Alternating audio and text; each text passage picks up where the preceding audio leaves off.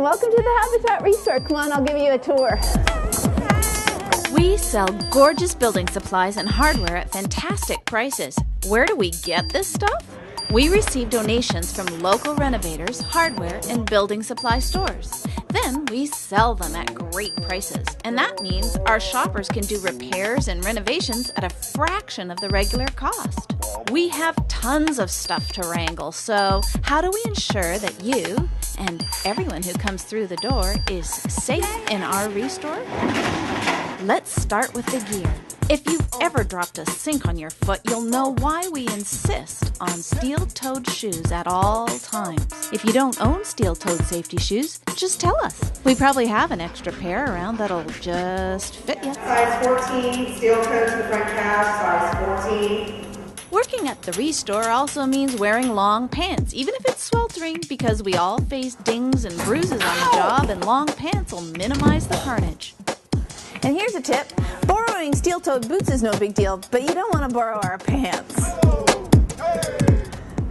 So, what's your day going to be like working at the Restore? Well, you might be asked to use power tools to cut something up or assemble something. Make sure you're working in a clean, uncluttered area at a safe distance from others. And if you've never used a specific power tool before, demand training. That's right, demand.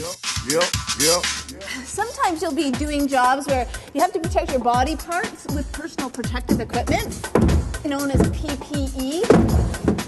You see, that would have smarted if I didn't have the glove on. Take it from me.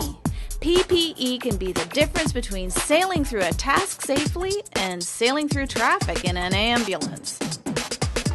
If you don't know how to use a piece of PPE, get some clues from someone who does know.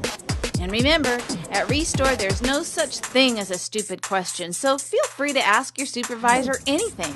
Even, do I look good in this PPE? There are tons of objects that come into and go out of Restores every day.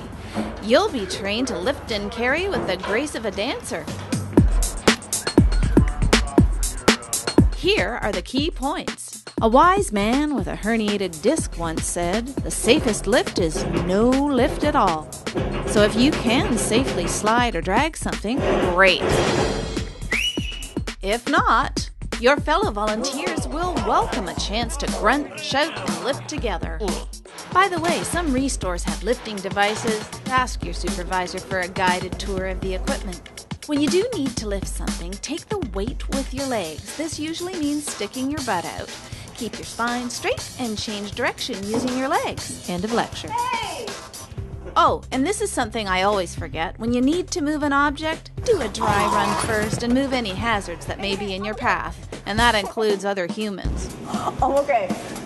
When you boil it down, there are just two sources of danger in a Restore: stuff and people. For example, we have many racks of stuff. Add someone like this guy and you now have a safety risk. This category of customer is a frequent visitor to the store. He likes to move things around and examine our inventory. So a key part of your job is putting stock back in its proper place after a customer finishes inspecting it. Which reminds me, slips, trips, and falls are easy to avoid. Just stay alert and perpetually scan the Restore for safety boo-boos. Here are some easy ones to watch out for: slippery spills, an abandoned extension cord, turned up carpet, or misplaced stock. You can save a preoccupied customer or staff person from injury, a visit to the emergency ward, or weeks of rehab just by correcting a hazard. Tidy up extension cords or tape them down, and also tape down frayed carpets. By noticing and fixing these hazards, you're actually using the RACK system. RACK is safety lingo for recognize, assess, and control. You recognize a hazard like a stray utility knife. Whoa. You assess its danger by torturing your imagination with potential accidents.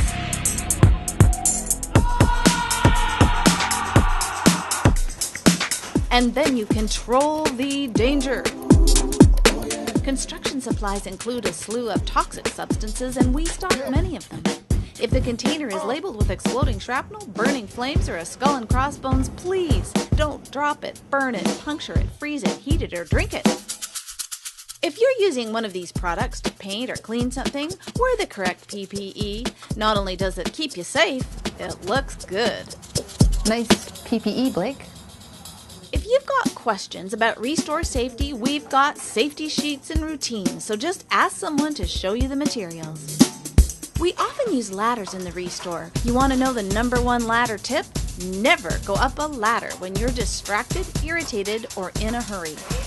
Also, don't be standing on those top 3 rungs. They're only there for balance, not to be climbed on, so come on down and get a bigger ladder. By the way, the Restore First Aid Kit is hardly ever used because we like to keep it safe around here, but if something happens, like you get sawdust or debris in your eye, it's really important to stop and notify your supervisor. You might even need to flush your eye out at the eye wash station. Do not ignore eye irritations, or you'll end up as a poster person. Some days you might get to go on pickup runs as a driver or driver assistant. These jobs have a few crucial guidelines since large vehicles are involved. You'll be trained to pay attention to every detail of safely loading, driving, and unloading our precious cargo, and that includes you. Okay, one more thing about the people side of the safety equation. Most Restore customers are lovely, polite people who appreciate the excellent value we offer, but there are exceptions. If you see a customer who's acting odd or unreasonable in any way, don't worry. It's not your job to take any action in response. Just slip away and find your supervisor. He or she will deal with the customer professionally, and the situation will be resolved peacefully and without further incident. As you go through your day, you might spot some breach of safety that you can't correct immediately or easily. Tell your supervisor. And meanwhile, make sure no one else comes in contact with the hazard. I got some hurt, I can't explain. Some customers may need to be routinely tailed and cleaned up after. You'll get specific training for the work you'll be doing.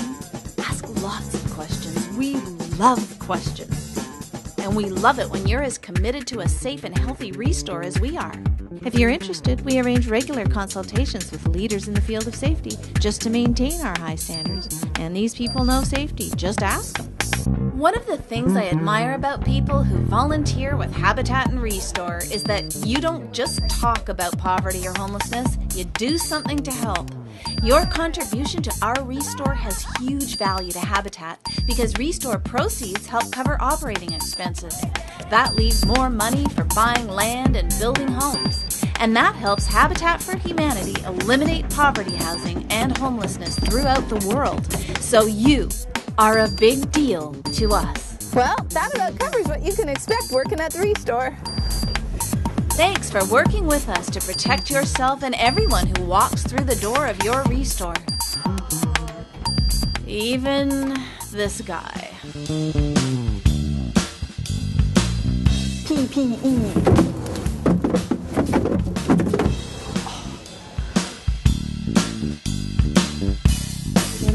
Sorry.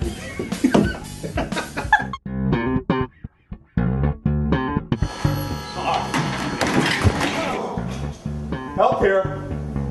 Needing help here. Okay. All right. I'm okay.